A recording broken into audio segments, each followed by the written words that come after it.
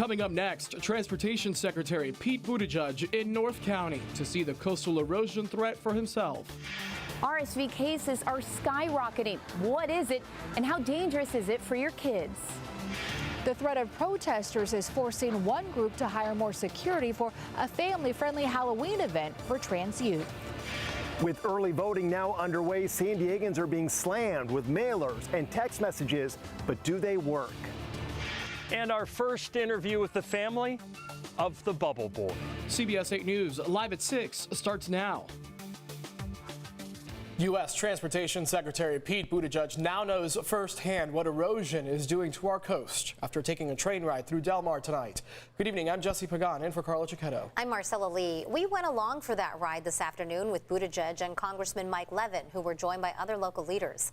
Today's ride was near Del Mar, not the stretch of tracks in San Clemente where commuter rail service has been shut down between San Diego and Orange counties. SANDAG recently announced funding to reroute the tracks away from the bluffs and build a tunnel. $11 million through the federal-state partnership in 2019 for the Del Mar area to support the design and construction of new structural stabilization elements that have included stabilizing pilings, drainage improvements, erosion control, maintenance and monitoring of the bluffs, and other measures that are going to be needed. Earlier today, Buttigieg was downtown at the American Trucking Association's annual management conference, where he spoke about President Biden's $1 trillion Infrastructure Investment and Jobs Act. They may seem annoying, all those flyers and text messages you get from candidates leading up to Election Day, but are mailers effective, and are those texts legal? CBS 8's Steve Price spent the day working for you to find the answers. Early voting has already started here in San Diego, and Election Day is now just 2 weeks away. So for candidates and campaigns, the final push for votes is on. And that means they are hitting us hard with mailers and text messages. Yes on this, no on that. You may call political mailers annoying, but campaigns call them constructive. Mail works. People open their mail, they check it. And especially if it's just a postcard or a flyer, when there's so much other media competing for people's attention, something that just cuts through in the most simple way is actually amazingly effective. Nikki Usher is an associate professor at USD who teaches effective communication. So all those campaign text messages you're now getting. For all the voters not checking their mail, they're certainly checking their phone every 6 seconds. And so one of the things that we know is that campaigns are remarkably effective at texting us. Nikki says texting is too new to know if it's really effective for a candidate, but the texts do seem to remind people to vote. If they do get us out to vote, I actually think it's probably good for democracy.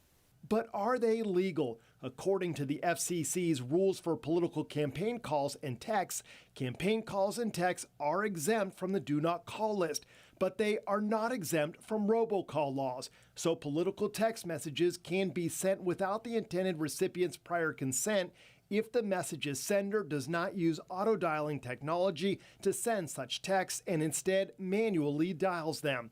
Regardless of whether or not you look at the mailers or texts, Nikki says do your homework too to make sure you really understand the issues, and then don't forget to cast your ballot. Voting is the single most important way that people can participate in democracy, and everybody who's eligible should go out and do it. In Kearney Mesa, Steve Price, CBS 8. A San Diego man saw a judge for the first time today facing charges for crawling through a window and raping a Logan Heights woman. CBS 8's David Gottfredson spoke to one of the victim's roommates who said officers took hours to respond to the crime scene. So the roommate ended up driving the victim to the hospital herself. There was a long delay, so they never showed up.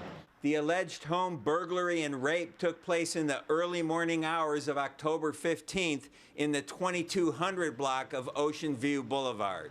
San Diego police arrested this man, 34-year-old Ronnie Bray, alleging he cut through a window screen and raped a 27-year-old woman. The victim's roommate was home at the time.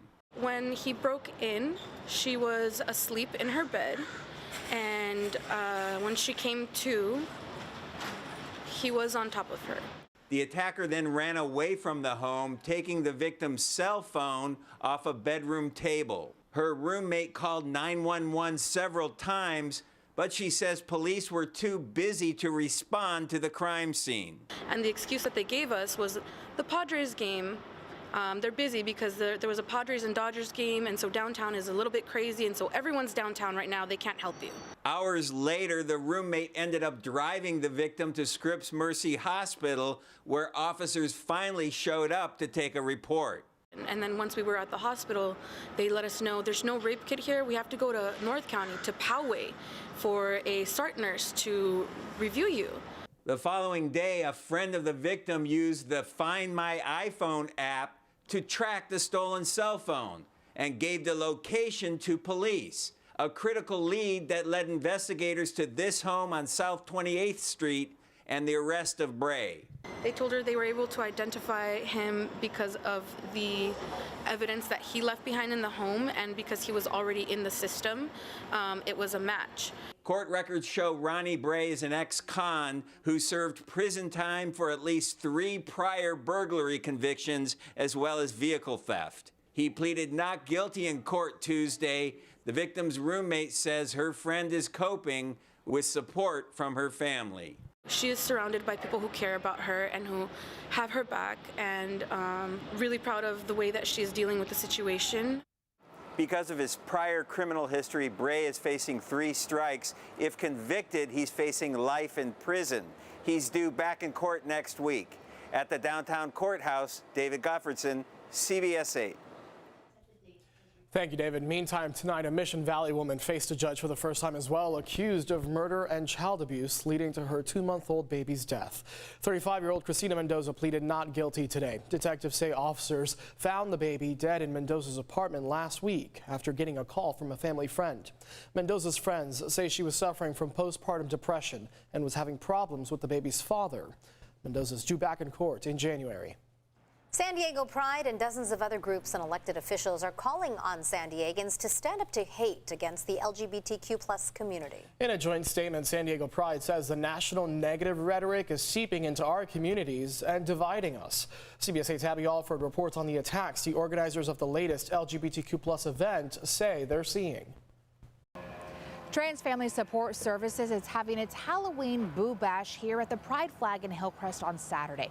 It's advertised as a family-friendly event, yet they're having to fundraise to beef up security because of protesters. San Diego's Trans Family Support Services is expecting 1,000 people at its first Halloween Family Boo Bash. It's really important for them to go and be around friends who are gender diverse also. But the family event is being met with hate and started with protesters who showed up at an Encinitas school board meeting after the Boo Bash flyer was shared on the district's cloud used for event announcements for parents.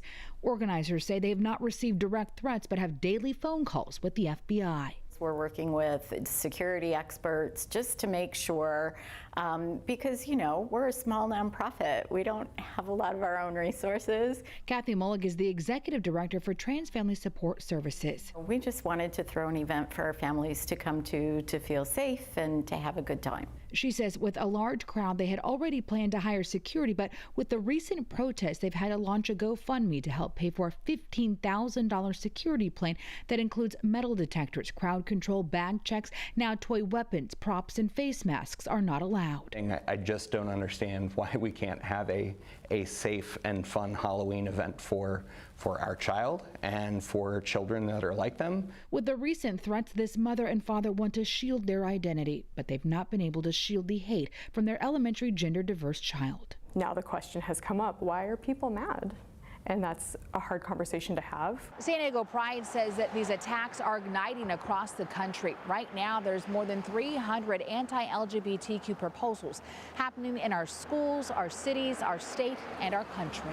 Which is an increase over last year's record of 250. Jen LaBarbera is the director of education and advocacy for San Diego Pride. They say these local protests are being controlled by the Heritage Foundation, a national conservative think tank. The rhetoric and the words and the way that this is being framed in 2022 about transgender folks is the exact same thing that we saw a few decades ago about lesbian and gay and bisexual folks. Even with all of this noise, Pride continues to fight for trans youth to ensure they survive and thrive without fear of being attacked. Hey, we know this is happening and we've got your back. We love you. We're gonna fight for you.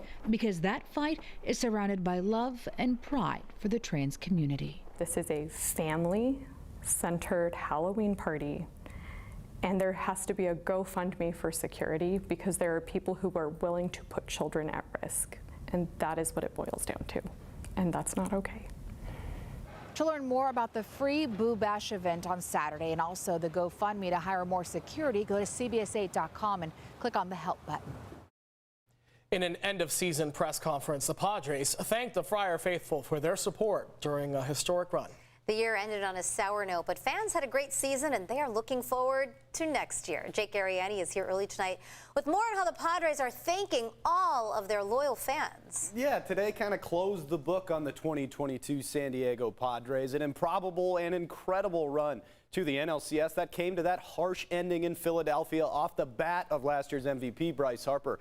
But even though this team didn't quite accomplish their ultimate goal, they no doubt helped rejuvenate and expand this city's fandom for the Friars. For years and years, this fan base had been told to be patient and trust the process of the rebuild as the hot lava talent was on its way. And it was a rebuild that teased us in 2020 and almost came to perfect fruition this season.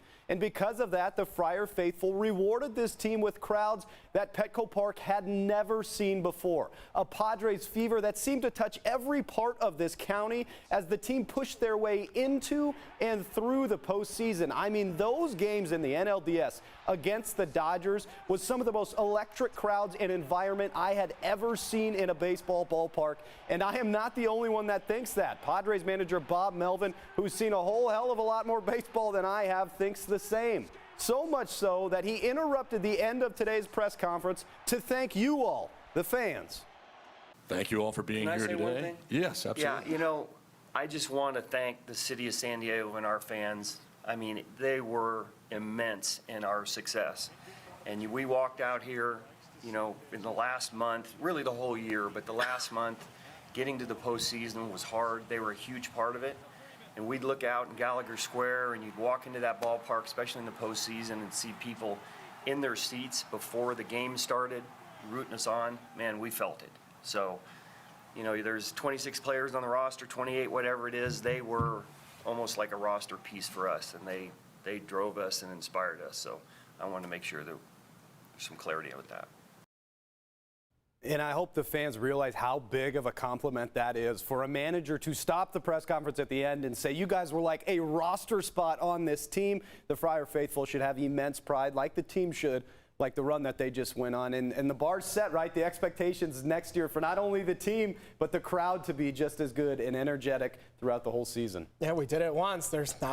We got to do it again. Got to get a little farther. Thanks so much, Jake.